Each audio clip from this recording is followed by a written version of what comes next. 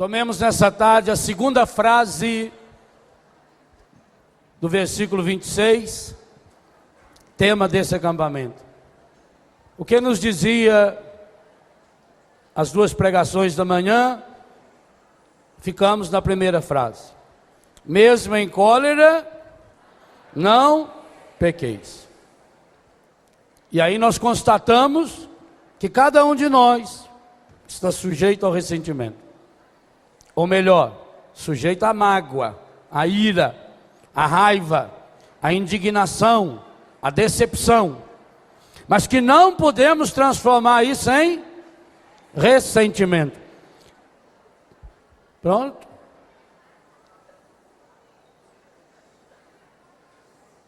Qual é a segunda frase do tema desse acampamento, então? Que o sol não se ponha sobre o vosso ressentimento. Que coisa espetacular São Paulo está nos ensinando agora. E nós começamos já nessa tarde a virada que o tema nos propõe. O tema desse acampamento não é o ressentimento, é a cura para o ressentimento. De manhã fizemos um diagnóstico, olhamos o problema. Agora queremos fazer um julgamento do problema, olhá-lo à luz da graça de Deus. É o que nós começamos a fazer nessa tarde, na missa e especialmente na adoração de hoje à noite. Pegar o problema e colocá-lo na ótica de Deus. E amanhã então, nas duas pregações da manhã, nós procuramos descobrir os elementos práticos para que se realize a nossa cura e para que se prolongue ao longo da nossa vida, a fim de que nossas mágoas não se transformem em ressentimento. E por que não pode transformar-se em ressentimento? Porque quando virou ressentimento, a mágoa é uma porta de entrada para o encardido em nosso coração. E aí é o jeito dele se aninhar em nosso coração. Que coisa espetacular, Paulo está ensinando um segredo. E o segredo é: não se ponha o sol sobre o vosso ressentimento. Eu quero abordar com você agora à tarde dois aspectos dessa ordem de Paulo. Primeiro, aquilo que ele observa quando o sol se põe. Você já deve ter jogado bola, já deve ter feito alguma ginástica, aonde você machuca a perna. Na hora a pessoa não sente muito.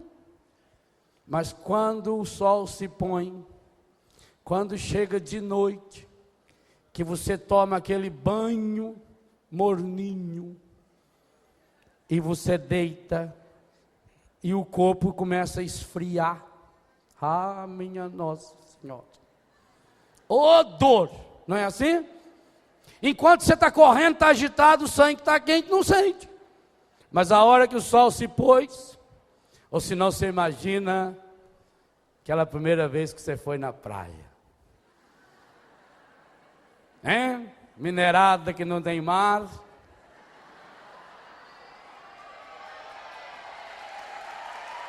Aí foram para a praia. Aí chegou lá, quis ficar bronzeado num dia. Passa protetor. Não, quem passar protetor? Eu estou acostumada a lavar roupa lá, não tem problema não. Já compra aquele biquíni que nunca teve coragem de usar. Lá na praia tem muita gente que não conhece a gente, bota aquilo e deita na areia e vida. Então as mulheres que sortem até aqui atrás assim, para não ficar a marca. Deita de costas, vai lá dar um mergulho e volta. Quer queimar o sovaco, quer queimar tudo. Leva matula, come lá, né? Aquela brisa do mar, a gente é gostoso, né? De vez em quando vai na água. Aí chega de noite. Toma um banho de água doce. Ai, meu Deus. Você vai olhando aquilo, tá? É um misto de roxo para cor de rosa.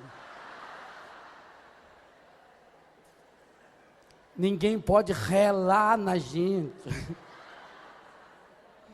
Você está assado. Tem gente que queima a boca, fica com os beijos assim. Que mete a boca naquela areia, na pedra ali, para queimar rápido. Aí você encontra aquele tio, que tem a mãozona. Nossa, você aí! Ai, ai. Não pega, não põe a mão. Porque o sol se pôs. Quando o sol se pôs, significa que você deixou a coisa esfriar. Esse é o primeiro aspecto que São Paulo está ensinando. Não deixa as coisas esfriarem. Na hora de uma discussão, você fala uma bobagem. Qual é a mulher que nunca falou uma bobagem para o marido? Qual é o marido que nunca falou uma bobagem? Aliás, nunca falou é porque não ama. Porque amar é poder dizer o que eu penso, mas é poder também falar sem pensar. Não é? Já não chega lá na rua que eu tenho que pensar tudo que eu falo. Não, isso eu não posso falar. Em casa eu falo o que eu quiser. Então, qual é casal, qual é pai e mãe, qual é amigo, que numa discussão, num problema, não fala uma bobagem, o outro também fala uma bobagem e acabou. Mas se o sol se põe, ele vai embora, ela vai embora, chega de noite, deita na cama, e começa a fazer o filme. Começa o dossiê. Porque será que ele falou aquilo? Aí você não lembra mais que você falou muito pior. Não lembra que quem começou a ofensa foi você, sua ranta. Por que ele falou aquilo para mim? Ofender eu daquele jeito? O que será que ele quis dizer com aquilo? Não é assim? A pessoa fica lá matutando. Por que será? Por quê? Por que falou? O sol começa a se pôr. O sol começa a se pôr, as ideias vão ficando escurecidas. Imagine o seguinte, que se você for daqui ao Rio de Janeiro, de automóvel agora à tarde, uma tarde como está essa, que coisa linda, descer a Serra das Araras, chegar no Rio de Janeiro, que é a cidade maravilhosa, que panorama você vai enxergar, o Pão de Açúcar, o Cristo Redentor, cidade maravilhosa que é. Quando você estiver descendo a serra, dependendo da luminosidade, se não tiver muita umidade no ar, você já enxerga lá a Baixada Fluminense, enxerga longe. Você vai guiando o seu carro, você vê tudo que tem na frente até onde sua vista alcança. Você vê dos lados. Por exemplo, desce aqui a Serra do Piquete, de Delfim Moreira para cá. Quando está lá no alto da serra, você enxerga várias cidades aqui do vale, porque os seus horizontes vão longe. Agora, faça a mesma viagem de noite, sem o sol. Eu enxergo no máximo 1.600 metros, se eu tiver farol de milha, que é por isso que chama farol de milha, que ele ilumina 1.600 metros, uma milha. Eu só enxergo na frente, onde o farol vai. Eu perco as visões laterais, eu não enxergo nada que tem na lateral, eu não enxergo o que está lá atrás, eu não sei. Aqui atrás eu não enxergo quase nada, no seu, o pouquinho que o retrovisor me dá, e assim mesmo é uma visão distorcida. Porque eu fiz a mesma viagem, só que agora o sol se pôs. De noite significa isso. Quando o sol se põe, significa que a gente não tem mais aquela visão ampla da realidade. É exatamente isso. Quando eu vou para a minha cama, quando eu deito na minha cama, ou quando eu vou tomar o meu banho, ou quando eu sento sozinho no meu sofá e fico encafifando, e fico remoendo, deixei o sol se pôr, eu começo a reduzir a minha realidade. Eu passo a enxergar só aquele problema, ou eu passo a enxergar toda a realidade a partir daquele problema. Eu perco os outros ângulos de visão. É como que se não existisse mais nada. Meus olhos não enxergam. E não é porque não enxerga que não existe. A realidade está lá. Mas como eu deixei o sol se pôr, eu só consigo enxergar aquele pedacinho. Segunda dimensão, então, quando o sol se põe, escurece, diminui o nosso ângulo de visão. A gente não consegue enxergar direito. A mesma coisa. Se no calor de uma discussão a gente fala uma bobagem, alguém falou uma bobagem, depois era só questão de pedir desculpa, olha, esquece, Tá bom, eu estava com a cabeça quente, não tem problema, pronto. Agora, se eu fico remoendo, o sol se pôs. Remoer, eu estou enxergando no escuro. O meu ângulo de visão é outro. E eu passo a enxergar a pessoa só a partir daquele problema. Talvez a pessoa tenha falado 1 milhão de palavras lindíssimas para você, mas o que você se lembra? Pegue um exemplo. Como é que nós somos injustos com os outros em relação às coisas erradas? Você é capaz de lembrar nos mínimos detalhes todas as coisas erradas que alguém fez para você. Aí quando chega na hora de fazer uma confissão, eu como padre já atendi alguns casos assim. A pessoa vem e fala: padre, eu preciso muito me confessar, padre. Padre, eu sou muito pecador, eu sou muito pecadora. Padre, faz 5 anos que eu não me confesso. 5 anos. Então, minha filha, conta os seus pecados. Ela lembra de 6, 7, 8 pecados. Em 5 anos. Você é capaz de lembrar todos os pecados que você comete? Eu não. Toda vez que eu me confesso, eu falo: padre, mete a mão na cabeça aí e perdoa aqueles que eu não me lembro. Que é a maior parte. Não é assim? Você se lembra? Pensa na última vez que você confessou. Você lembra aquilo que mais machuca você, mas não que machuca a Deus. O pecado que mais pesa na consciência da gente é aquele que mais traz consequências negativas para nós, mas não que ofenda a Deus. Isso eu não estou nem aí com Deus. Mas se uma pessoa falou no dia 16 de agosto de 1938, às 5h15 da tarde, embaixo daquele pé de figueira, falou que você era feia, você fica o resto da vida escutando aquilo na orelha. Ah, morre de uma vez. Você já venceu o prazo? Fica encafifado com aquilo e fica e mexe, remói, volta e vai. O sol se pôs, escurece os horizontes. Eu não vejo a realidade que está lá. Eu não enxergo o que está além. E quem não enxerga o que está além não enxerga nada. Porque triste da pessoa cujos horizontes vão até onde sua vista vai. Então, primeira coisa, quando o sol se põe, as dores começam a aparecer. As feridas que a gente se machucou na contusão, ou que a gente foi lá na praia, aí começa a vir à tona. Vai esfriando o sangue, vai esfriando o corpo, já não tem a brisa. Segunda coisa, quando o sol se põe, eu perco os meus horizontes. Terceira coisa importante, você não deve deixar o sol se pôr sobre o seu ressentimento. O homem lá do interior sabe fazer a carne de sol, por exemplo, o charque. Quando ele pega e mata o cabrito, espeta o cabrito lá naquele pau e põe no sol, o que vai acontecer com aquela carne? Ela vai perdendo o líquido, o humor. O humor é líquido. Ela vai ficando ressequida. A carne ressequida, ela se conserva por muito mais tempo. Você pode guardar um pedaço de carne seca por 1 ano, que não estraga. Ela fica dura. Tenta comer um pedacinho para ver. Se tiver dente mole ou for uma ponte muito mal colocada, quebra. É dura. Esse processo também o sol faz conosco. Quando eu deixo se pôr o sol sobre o meu ressentimento, sobre a minha mágoa, sobre a minha raiva, sobre a minha decepção, sobre a minha indignação, ao se pôr ele começa a secar, ele vai... Sabe, esse secar significa que eu perco o contexto. Eu me concentro na coisa, eu me concentro na... Padre, o que mais me doeu foi ele ter me falado isso. E aquela frase que mais doeu é que você fica repetindo, e você esquece em que contexto foi falada essa frase. Porque o líquido você secou no sol. E aquilo vai ficando então ressequido, ressecado, ressentido. E pouco a pouco vai se transformar nesse ressentimento. Ora, o que fazer então? Pegar essa situação, tirar desse sol e levar para um outro sol. Qual? Leia aí na sua Bíblia. Capítulo 1 do Evangelho de São Lucas, versículos 77 78, 79. Não é o ano de fabricação, não.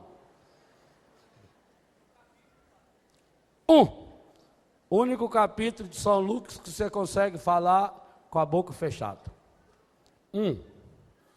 Versículo 77, 78 e 79. O que está escrito aí na sua Bíblia?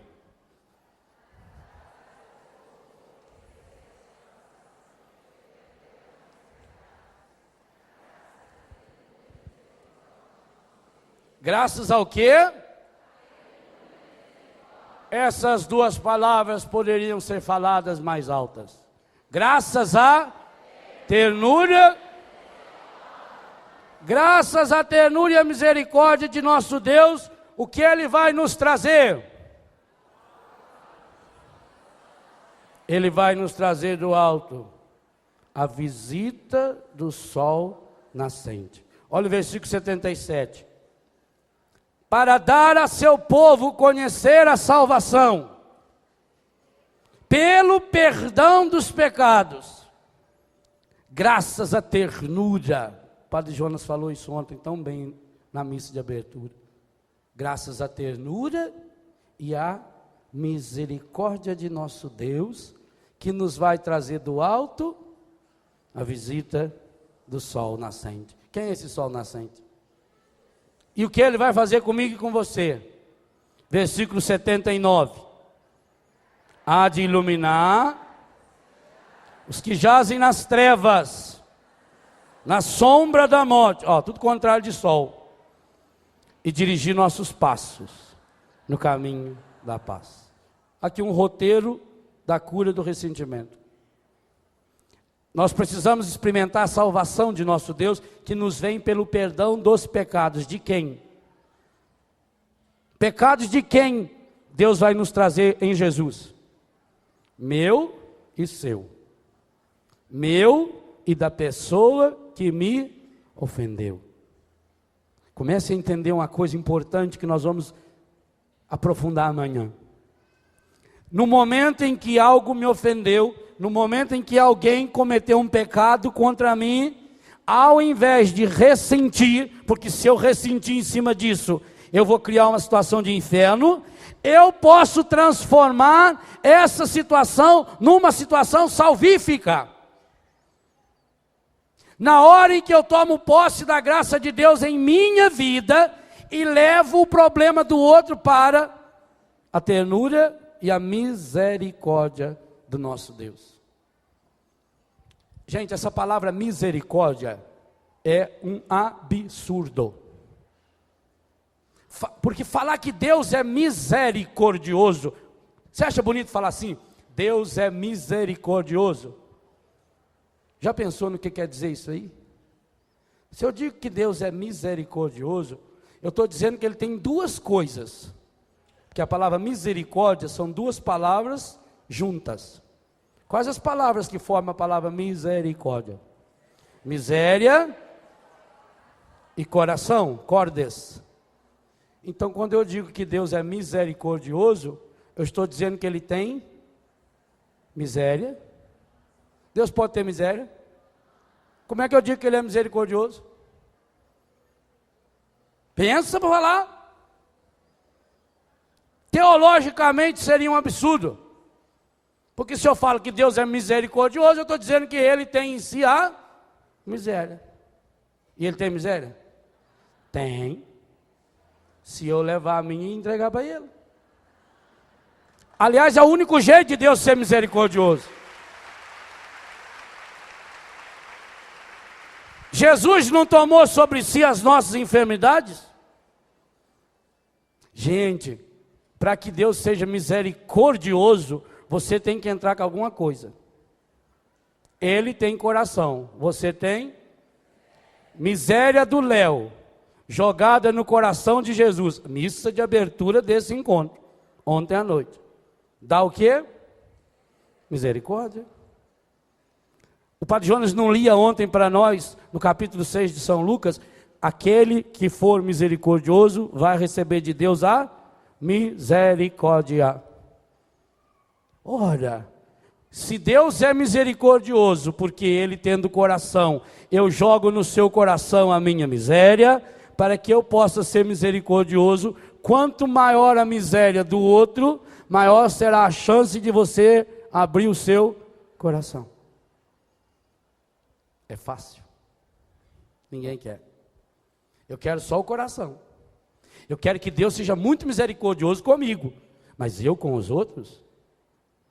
Por que, gente? E por que isso é tão difícil?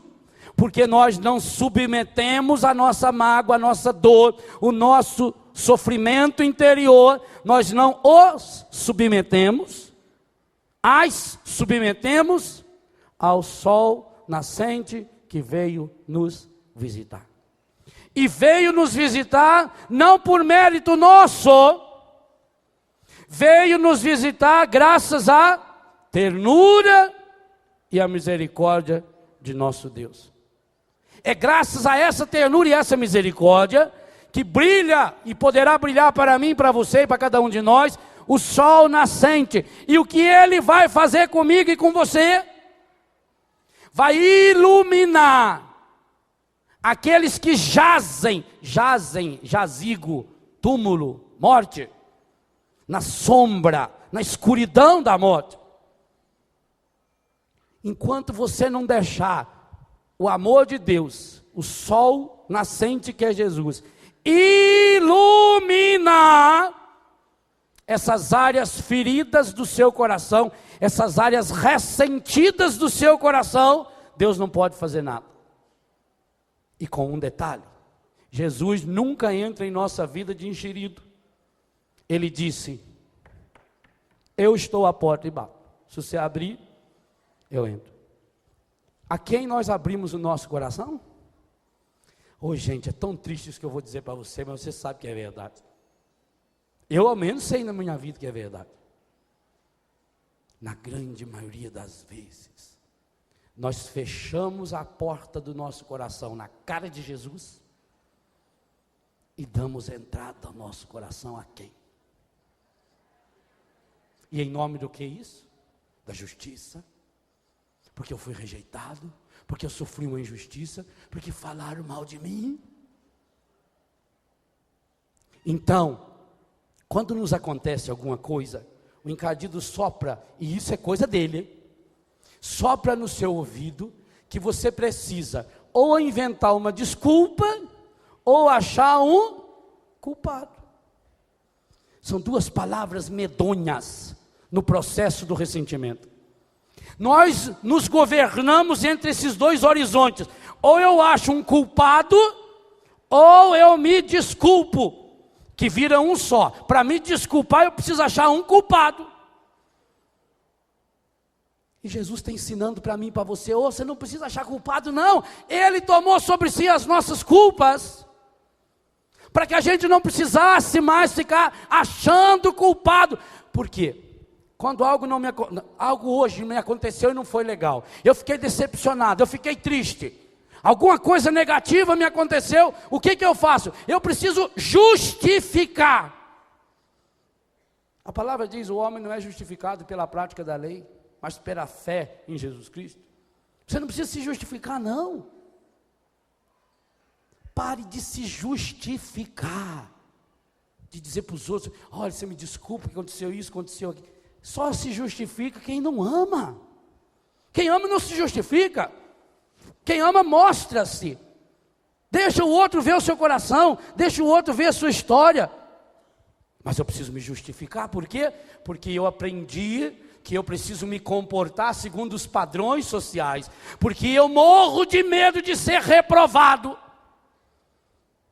Porque eu adoro ser aprovado, porque desde pequeno me ensinaram que eu tenho que ser aprovado na escola, aprovado na família, aprovado na sociedade, aprovado por Deus, e eu passo a vida inteira querendo a aprovação, e aí vem à tona a minha miséria, a minha fraqueza, eu não tenho coragem de mostrar quem eu sou, então eu preciso achar uma justificativa para encobrir as minhas carências, as minhas debilidades, e você tem e eu as tenho. Então nós entramos num processo de justificação. Para justificar, eu crio desculpas, nem que seja mentira. Ou eu acho um culpado. Então algo me aconteceu de negativo hoje. Por que que não deu certo isso? Não deu certo, aí eu vou voltar. Não deu certo porque naquela vez me aconteceu isso. Eu não consegui ir bem no concurso, eu não passei. Então eu acho uma desculpa. Também, né? Olha lá quem passou, só filho de papai, filho. Aquilo ali já tinha proteção dos políticos, isso aí já era carta marcada, fizeram concurso só mesmo assim, né? Inclusive teve uma moça lá que me contou que ela sabe de fonte segura. Ela não quer se revelar porque ela vai se comprometer muito, que ela tem uma tia que trabalha lá na prefeitura também. Então ela não pode estar falando, mas que ela sabe, ela já viu lá que estava tudo pronto assim. Os caras inclusive receberam na internet, já veio a cópia. Inclusive teve um rapaz do meu lado que ele sentou, só foi fazendo xizinho, se entregou já. E está lá, quer dizer, será que como é que ele podia saber tudo que estava lá e eu não ia saber? Não, isso aí era assim, pensado. Mas aí não adianta só, porque há uma realidade muito maior do que aquele teste que você não soube fazer. A realidade é que você está desempregado. E ele está empregado. E não está nem aí você se ele fez o teste ou não fez, ele está lá. E agora só o fato de ele estar empregado já dá raiva em você. Você vê ele passando para ir para o emprego, que quebra a perna já. Está no meu lugar, tomou o meu lugar. Ninguém toma o seu lugar nunca, nunca, nunca, nunca, nunca. O seu lugar é só seu. Se você quer ficar com raiva, aliás, eu quero já começar a ensinar o que nós vamos trabalhar amanhã. Se você quer ficar com raiva de alguém que tomou o seu lugar, por favor, está lá. Aquele lá tomou o seu lugar. Meu lugar.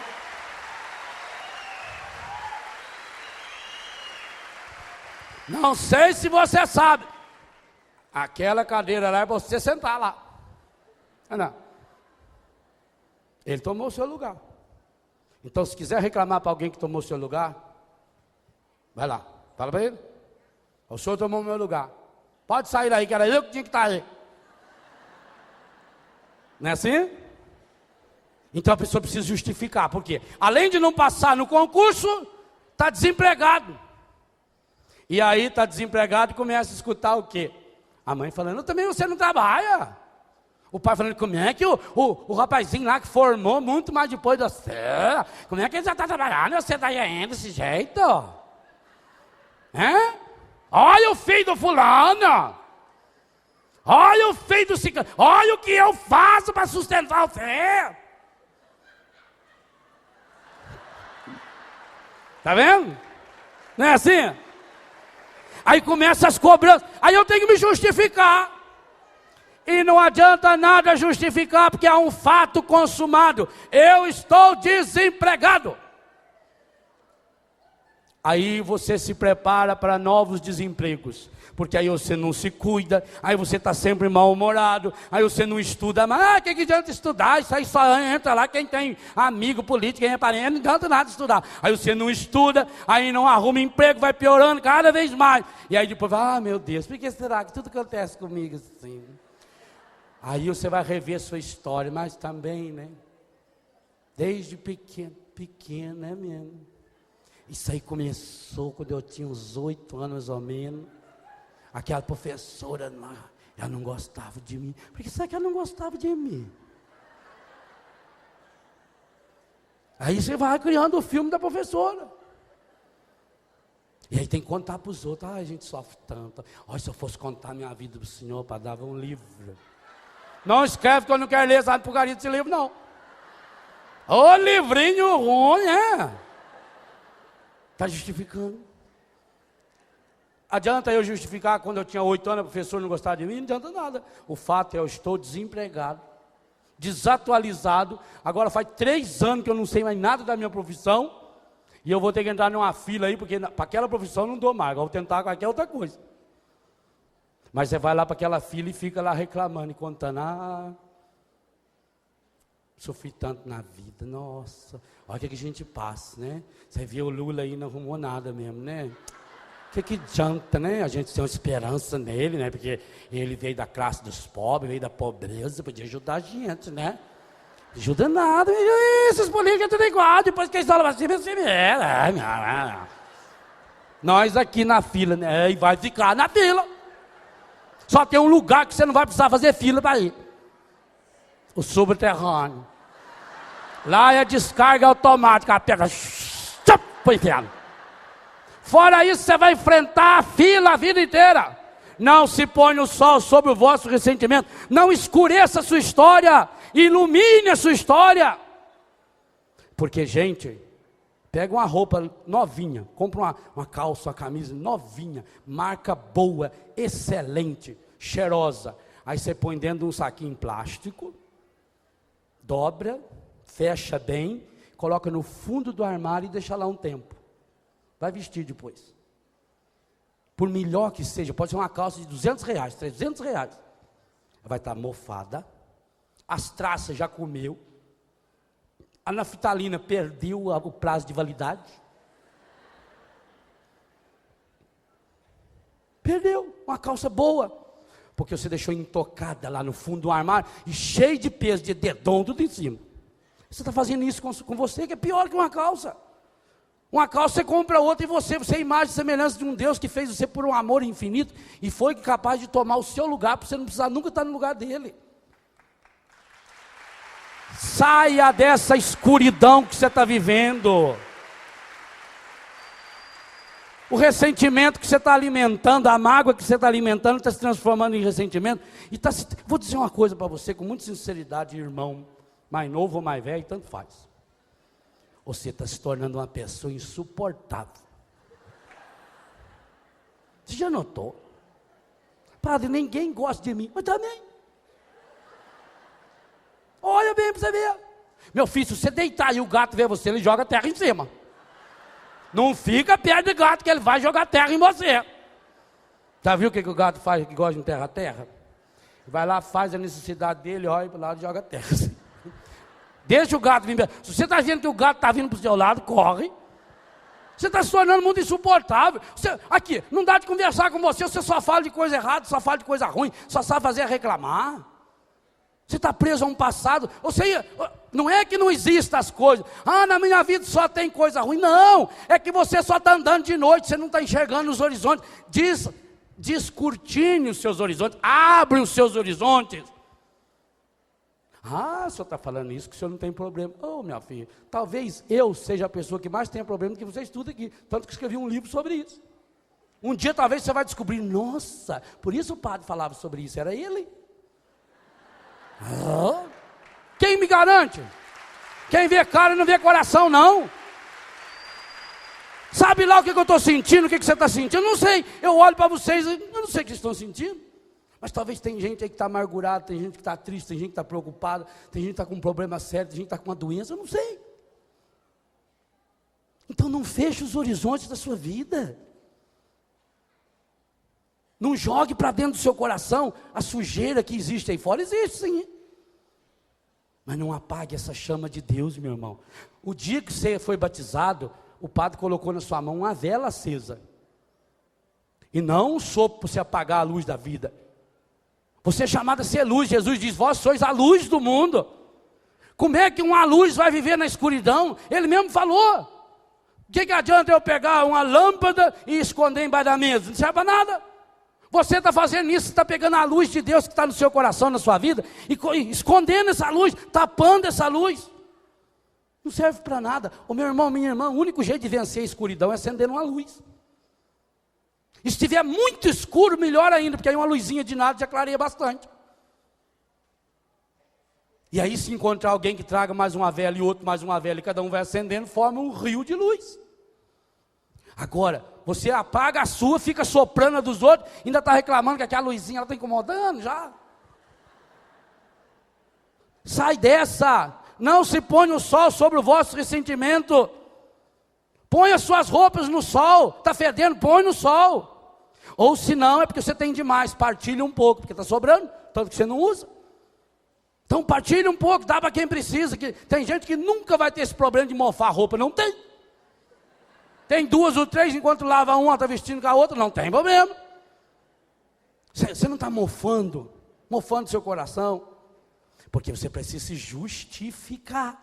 E para me justificar, eu tenho que achar culpados. Quem são os culpados por tudo de ruim que aconteceu na minha vida? Você vai voltando. foi minha professora, foi aquele colega, foi o namorado que eu tive, foi o fulano, foi uma vizinha, foi um vizinho, foi um tio, foi meu irmão mais velho, foi meu pai, foi minha mãe, foi meu avô, porque agora, padre, eu entendi. Eu fui numa festa da nossa família, eu tive uma tia, mas ela me contou, agora eu sei, só sabe para todo problema nosso, é meu bisavô. O problema foi meu bisavô tinha problema, ele tinha um olho gordo, e ele rogou praga na minha mãe, e falou para minha mãe que nada na vida da minha mãe ia dar certo, e inclusive os descendentes da minha mãe, e eu sou descendente da minha mãe, então a praga dele pegou em mim. Olha, você não havia, minha filha. Ô, minha filha, chama lá o seu avô que eu quero falar com ele. Não, padre, ele morreu. Quando o Venceslau Braz era presidente. 1917. Ah, é? Então enterra o velho. Não faz tanto tempo que ele morreu. Enterra ele. Jesus falou, deixa os mortos, se encarregue dos mortos.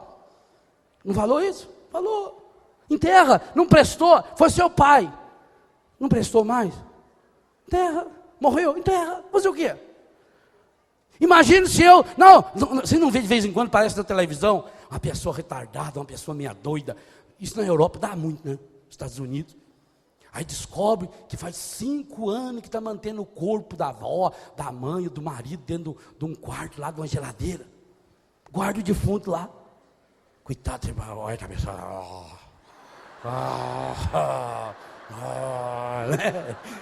não é meio atrapalhado? Vou dizer uma coisa a você está ficando igual, e o pior, você está levando junto, para onde você vai? Tem um rapaz aí de Ceará que ele é restaurador no Museu do Louvre, um dos maiores restauradores do mundo, é brasileiro, um menino. Quando ele foi trabalhar lá, ele foi trabalhar de faxineiro numa casa. Isso é uma família que fumava muito. Um belo dia ele levantou cedo, fez uma faxina geral, limpou tudo quanto é cinza que tinha. De repente a mulher levantou, ele lá limpando, né? Ela chegou perto do piano, levantou um cinzeirinho e falou, oh, mon mari, mon mari, mon mari. Ele não sabia francês, falou, o que vai acontecer com a velha? Ela chamou a moça lá, onde está meu marido? Era a cinza do marido que aguardava lá em cima, e tinha jogado fora. Ah, era o marido do senhor. Ah, não deu de reconhecer, não deu. Ele estava acabado. Olha, eu joguei lá. Misturei ele com o resto do cachimbo, vai ver que negócio. Não tem, velho. Eu não sabia. Foi despedido. Foi bom ele perder o emprego, porque ele acabou arrumando um emprego. Hoje é o maior restaurador de quadros, de telas do Museu do Louvre. Esse menino, é verídico isso. Quantos de nós estão fazendo isso, gente? Estão ensacando os pozinhos. Por isso que Jesus falou, olha, quando você sair da cidade, bate até o pé para não ficar com poeira nenhuma. Joga fora. Você não está guardando defunto assim, não? Defunto fede. Mesmo que seja a mãe da gente, o pai da gente, um filho, um marido, uma mulher. Larga uns 3 dias lá para você ver o defunto. Fede. Por mais bonito que tenha sido. Oh, meu irmão, você está fazendo um mal terrível para você. Você está colocando seu coração nesse escuro. E São Lucas disse, jazem na sombra da morte. Ou seja, aquela pessoa que habita na sombra da morte vai jazer. Que há de iluminar os que jazem nas trevas e na sombra da morte. Não tem outro jeito, vai morrer, está aqui. Quantos de nós estamos morrendo na sombra da morte aqui? E a sombra da morte não é a morte, mas já é a antecipação. Do mesmo jeito que a varanda não é a casa, mas já faz parte da casa. Já está ali, você já está escondidinho. Está na sombra da morte, é isso. Quantos de nós estamos morrendo já na sombra da morte? Mas tem saída para nós. Lembra da grande profecia que está em Isaías 9? Para aqueles que andavam nas sombras da morte, aqueles que habitavam nas trevas, surgiu uma grande luz, um filho nos foi dado, é Jesus. Ele veio iluminar, ele é o sol nascente, ele nos ensina que o Pai faz o sol brilhar sobre justos e injustos. Significa que a misericórdia de Deus é um sol que está sempre iluminado, até mesmo para aqueles que causaram as minhas desgraças. Então pare de se justificar. Porque se você justifica-se, não tem como ele justificar você, e nem eu. Pare de se justificar. Jesus disse, e ontem o padre nos relembrava isso na homilia, ele não veio para os justos, ele veio para os... Você quer Jesus na sua vida? Então a primeira coisa a fazer, não se justifique, porque quando você se justifica, você não precisa mais de Jesus. Para que vai fazer na sua vida se já é tão justo, se já é tão bom, você já sofreu tanto na vida, para que mais? Você não precisa mais de Jesus. Não se justifique. Não se justificando, não vai atrás de desculpas e nem de culpados. Não queira achar culpados. Meu irmão, minha irmã, eu estou aprendendo cada vez mais uma coisa muito séria na vida. As desgraças são inevitáveis. Elas acontecem. Não tem como prever, não tem. Você não sabe, daqui a pouco um ferro desse despenca cai na minha cabeça. Ou na sua. Isso não tem como evitar. Agora eu tenho que cuidar, no que depender de mim amarrar esse ferro, eu vou amarrar. Eu tenho que fazer as coisas certas. E sabedoria das sabedorias, aprenda com os erros, especialmente dos outros. Mais sábio será o homem e a mulher que aprender com os erros dos outros. Quando você viu falar que alguém deu um tiro no ouvido e mata, não precisa dar no seu ouvido. Fala, não, matou ele, não é bom não. Aprenda com os erros dos outros. Não se culpe. E não tenta achar culpado. Mas então, padre, como é que o senhor me explica que isso aconteceu? Só tem uma pessoa que pode explicar bem para você. O encardidor. Ou seus auxiliares. Por isso é só você ir em centro espírita, terreiro de macumba, que lá eles vão explicar direitinho para você. Já notou como é que eles explicam tudo isso? O encardido explica, Jesus não explica. Se você for perguntar para Jesus, você vai sair mais machucado ainda. Porque Jesus nessas horas, gente, ele é mais grosso que o Padre Léo com raiva. Eu nunca chamei ninguém dos meus de Satanás, ele chamou Pedro. Eu nunca chamei ninguém de cadela, ele chamou aquela mulher lá. Não chamou? E ela latiu atrás dele. Ele chamou os fariseus de hipócritas, sepulcro caiado, geração adúltera.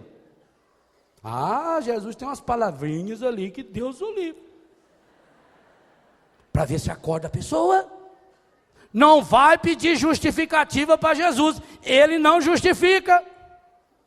Se você quer uma explicação por que aconteceu aquela desgraça na sua vida, por favor, não venha em acampamento, vai no centro espírita, vai num terreiro de umbanda, de macumba, vai lá no mapa astral, vai lá na nova era, vai lá nas bruxarias, vai lá, entra debaixo daquela pirâmide, mas tem que ser da original, daquela grandona lá mesmo, que tem lá no Egito.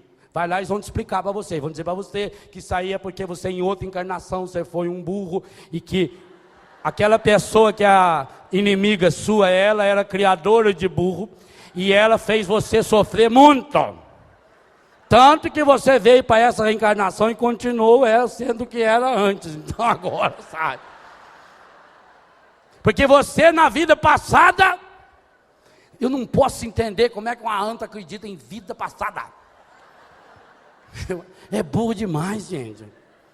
Só uma pessoa tapada. Aliás, São Paulo fala isso aí no capítulo 4, versículo 17 de Efésios. Essa gente que tem... São Paulo é muito delicado, né? Ele fala assim, essa gente que tem o entendimento obscurecido. É uma forma muito delicada de falar, é uma anta, é tapado. Entendimento obscurecido é burro de pai, de mãe, de família inteira. O que adianta eu saber que a minha bisavó foi uma égua do faraó, não sei de onde? Se eu não era o faraó, não sou faraó, não uso égua. Olha, não vai adiantar o quê? Deixa de ser besta. Perigo. Agora o problema é o seguinte, e aí vem a coisa grave. Por que São Paulo escreveu com essa profundidade esse texto? Não se põe o sol sobre o vosso ressentimento, quer dizer, não escureça a sua mente, ilumina, usa a inteligência. Porque você começa a ir lá, eles vão pegar. Gente, você já notou que o encardido é terrível? Ele, para seduzir a pessoa, ele pega o quê? O ponto fraco. Ele fala em reencarnação. Você que está sofrendo a perda de um ente querido, vem aqui que eu vou interpretar o que ele mandou uma cartinha para você. E a pessoa olha e fala, nossa, padre, a letra é igualzinha. Claro, pois nunca viu a letra do marido. Nunca escreveu um bilhete na vida para ele, não sabe nem o que isso aqui é. E aí a pessoa vai, eu fiquei tão consolado. Nossa, padre, ele é tão católico. Eu tenho uma imagem de Nossa Senhora, parece que é lá do Rincão, uma imagem bonita de Nossa Senhora. Tem uma imagem de Jesus. E outra, inclusive, não cobra nada. Não cobra nada. A moça lá falou, se quiser dar uma ajuda, assim, um jutório, né? Só para queimar as velas lá, os olhos, que isso gasta muito, a pessoa sabe, né? Igual a igreja, essas coisas gasta mesmo, né? Energia. Mas se quiser dar, mas ele falou, nossa, ele só falou coisa boa. Ele falou para mim ficar sossegado, meu marido está num bom lugar. Ele tá rezando para mim lá, tá? É? Igual ele rezava antes já com a senhora mesmo, né? Meu irmão, para com a bobagem. Morreu, acabou. E você vai logo. Viva hoje. Amanhã você não sabe se vem. Não justifique. Não tenta achar culpados. Não vai atrás. Gente, nós vamos fazer um acampamento aqui em novembro sobre esse tema. Exatamente porque o Padre Jonas teve a inspiração de escrever esse livro, Sim, Sim, Não, Não. E eu já disse, esse tem que ser o livro mais lido do Padre Jonas. Você que já tem, compre mais 10. E vai distribuindo para as pessoas. Eu estou falando muito sério isso aqui. Muito sério. E disse isso para ele no dia que ele lançou o livro. Porque, gente, o demônio está usando vocês vão ver no acampamento de cura e libertação. Ele está usando dessas áreas frágeis da pessoa. Ele usa da dívida, pessoa desesperada. Ele usa do desemprego, um pai de família desempregado, uma mãe desempregada. Ele usa da doença. E a pessoa nessa hora está frágil. E se ela fica tentando justificar, se ela fica tentando achar desculpas um culpado, se ela fica tentando entender, não tem como entender. Jesus não falou, pai, por favor me explica, o senhor podia, por favor, pai, nós somos tão íntimos, pai querido, pai amado. Pai, o senhor podia ao menos me explicar por que eu estou pregado nessa cruz? Ele não pediu justificativo. Ele chorou para o pai, desabafou e disse, se possível, afasta de mim esse cálice. Nem Jesus pediu e nem Jesus tentou explicar. E quando os discípulos tentaram explicar lá para ele por que o sujeito estava doente, ele falou, não é nem pecado de um nem de outro, é para que se manifeste a glória de Deus. E eu digo isso para você também, seja o tamanho da mágoa que está paralisando você, mais do que aquele paralítico que estava 38 anos lá paralítico. Essa mágoa que está paralisando você, é para que se manifeste na sua vida a glória de Deus, e poderá ser o grande canal da glória de Deus. Não só a mágoa.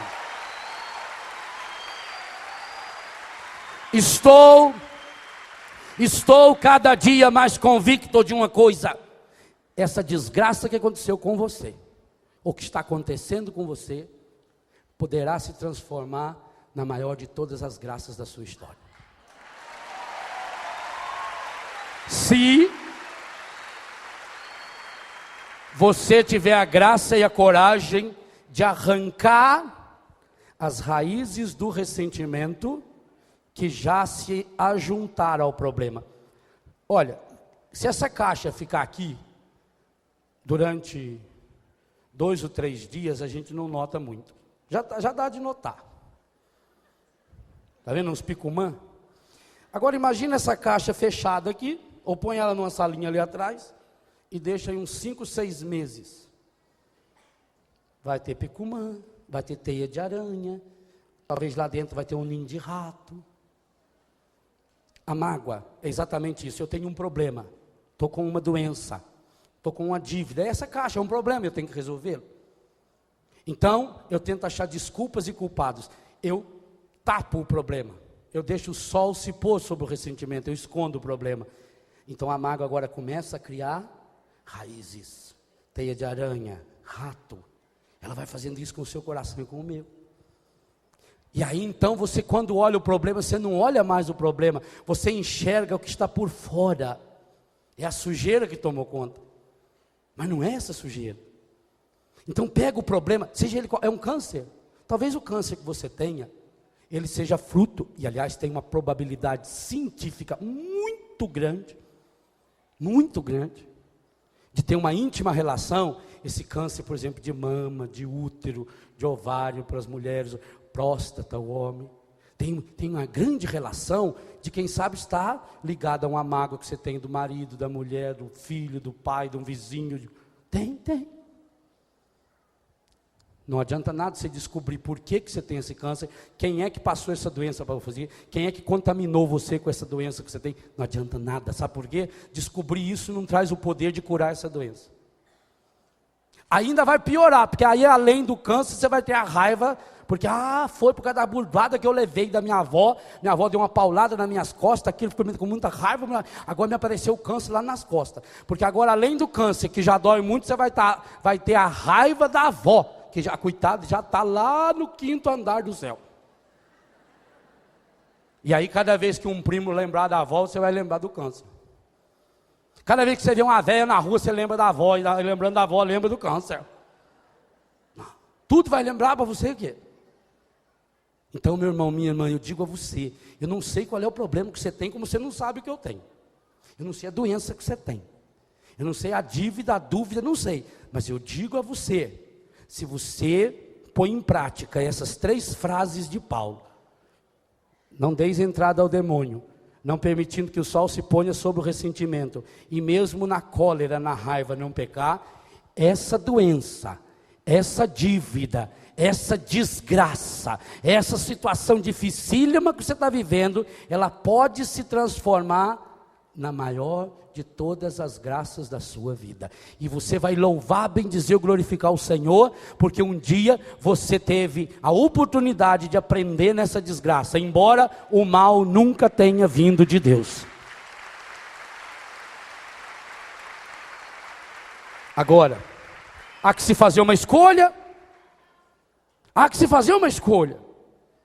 e a escolha é, ou eu deixo o ressentimento se instalar, ressentir, ressecar, se esconder, se encapuzar dentro de mim, se disfarçar. Aqui uma coisa importante, essa palavra eu exploro no livro várias vezes também. Como o ressentimento é colega do encardido, ele acaba herdando uma qualidade, entre aspas, uma safadeza que o encardido tem. Ele é um especialista em disfarces. Por isso que a gente não percebe quando um ressentimento está se instalando no coração assim, que ele disfarça. Ele disfarça em revolta, em autopiedade, em justiça, em julgamento, em reparação. Por quê? Veja bem, alguém me ofendeu, eu achei o culpado é fulano. Então agora eu elaboro o meu dossiê, e eu tenho que jogar esse dossiê na cara dele, enquanto eu não, olha padre, eu nem não queria nada, eu só queria ver a cara dele, eu precisava olhar na cara dele. E se ele não aparecer para pegar o dossiê, o que você faz com ele? Talvez a única coisa que você queria é que alguém pedisse desculpa para você. Padre, eu só queria que ele me pedisse desculpa. Sem pedir desculpa, por acaso, vai resolver o problema? Se ele pedir desculpa e você aceitar, é porque ele não teve culpa. Se ele não teve culpa, a culpa é unicamente sua. Não adianta. Desculpa resolve. Achar o culpado resolve. Vai ressuscitar a pessoa. Pense naquelas pessoas que passaram por situações terríveis na vida, de ter a morte de um ente querido, um assassinato. Pensa na mãe de Santa Maria, Margarida, de Santa Maria Gorete. Pensa nela. Pensa nela ter que ir lá dizer para o bandido, eu perdoo você. Adiantava ela culpá-lo? Não ia trazer a menina de volta. Achar culpados não resolve o problema, piora. Sabe por quê? Porque quando eu faço o levantamento, o dossiê, para jogar a culpa em alguém, o dossiê vira-se uma cadeia, aonde eu prendo a pessoa. Eu preguei o bandido, padre, eu consegui pegar. E prendeu ele aonde? Aqui dentro. O seu coração passa a ser uma cadeia, aonde você prende esse bandido. O único lugar que ele está preso é aqui dentro. Lá fora ele está livre. A mágoa é o processo pelo qual o demônio faz com que uma dificuldade se transforme em ressentimento. O ressentimento é o processo pelo qual o encardido mora de aluguel no nosso coração, e pagando uma ninharia. Sabia disso? O encardido não pode morar no seu coração, não pode. O seu coração tem uma marca, que está na carta de Paulo aos Efésios, está selado para o dia da sua vitória, para a herança. O demônio não pode morar lá. Ele não pode ser dono do seu coração. Ele não morreu na cruz para pagar seu coração e nem o meu. Como ele não pode ser dono do meu coração e nem com o seu, ele se contenta em morar pagando aluguel de inquilino, ou até de graça. E como é que ele faz para morar confortavelmente no seu coração? No meu coração? Através do ressentimento. Quando o sol se pôs sobre o nosso ressentimento, nós nos fechamos no problema, nós guardamos o problema aqui dentro, nós o realimentamos pela lamúria, pelo murmúrio, pela lamentação, pela reclamação, e isso vai mexendo na nossa corrente sanguínea. O cérebro avisa, o coração vai batendo aceleradamente, o fígado vai eliminando o colesterol, os rins não funcionam direito, o intestino se descontrola ou prende, a perna fica bamba, eu fico com mais raiva ainda, e eu vou ali. Olha o processo que nós estamos criando, um processo de realimentar o inferno dentro de mim, e aí vem o murmúrio, e aí vem a lamentação, e eu estou achando culpados, e eu estou na máscara, e qualquer coisinha então me ofende, porque eu estou todinho contaminado. Por que qualquer coisinha me ofende, qualquer coisinha me machuca? Porque eu estou todinho ferido, o encardido já está se alastrando dentro do meu coração, porque Jesus pode entrar dentro do meu coração, no seu corpo, sangue, alma e divindade, que é a Eucaristia, que nós vamos receber daqui a pouco. Agora o encardido não tem como. O único jeito dele se alastrar dentro de mim é pela porta do ressentimento. Ele entra dentro do meu coração, com ressentimento ele fecha a porta, ele mexe lá no controle, no segredo, e eu fico lá dentro trancado. Eu não sei se você já foi, e se não foi, peça a Deus a graça de ir um dia em Jerusalém, na terra de Jesus.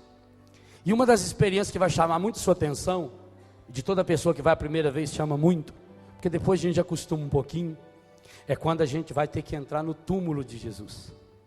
Depois que você sobe a Via Sacra toda, todas as vezes que eu fui, graças a Deus, eu sempre fiz questão de fazer a Via Sacra pelas ruas, e aliás eles respeitam muito, tanto os judeus, os árabes, a gente ia passando e rezando. Depois subi, fazia questão sempre de carregar a cruz um pouquinho. Fazíamos a Via Sacra todinha. Entrávamos em cada lugar, mesmo se é atrás de uma igrejinha, ou lugar pequeno, onde está a estação, a gente vai.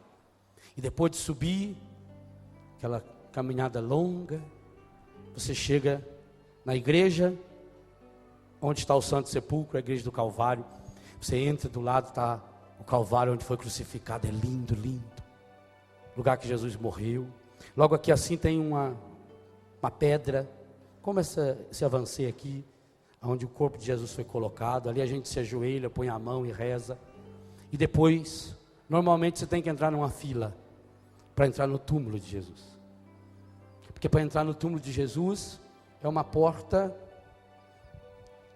talvez mais baixa do que essa estante. E talvez nessa largura.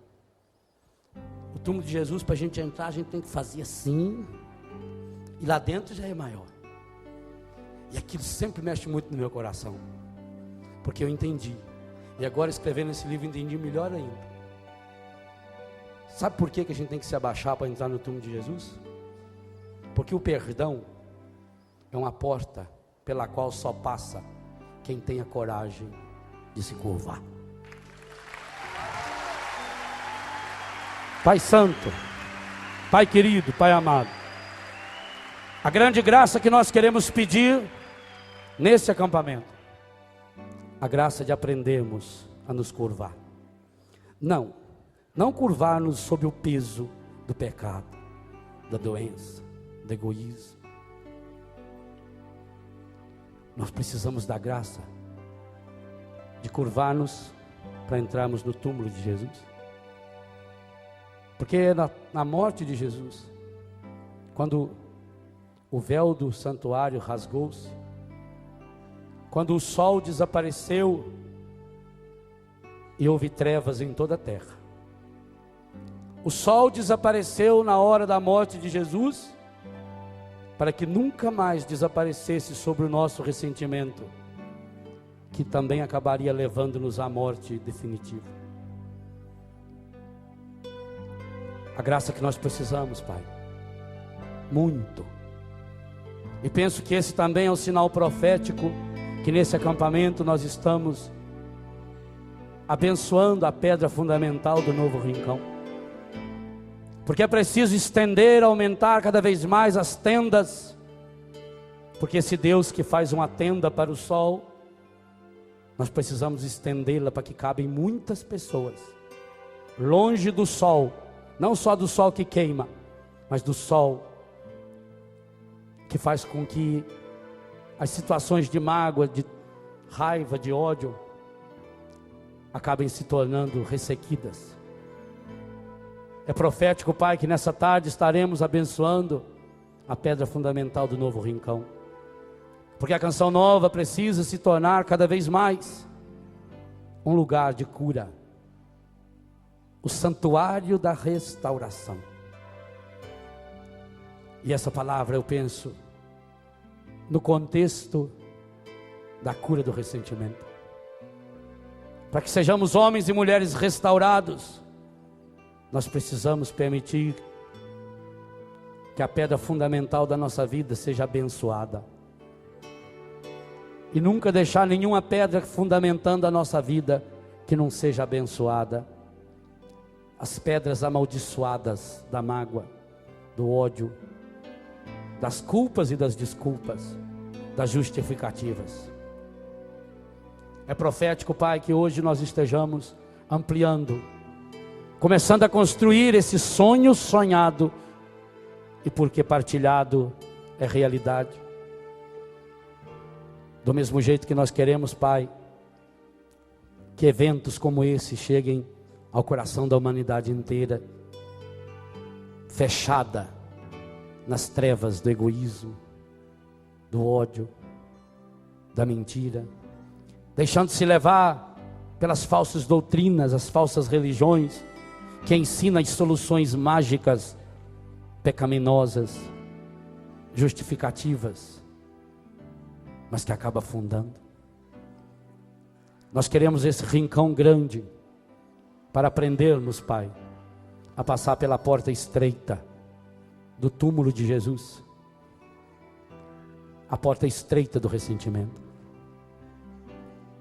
Pai, nós precisamos esticar nosso coração, para que caiba muitas e muitas pessoas, feito o coração de seu Filho.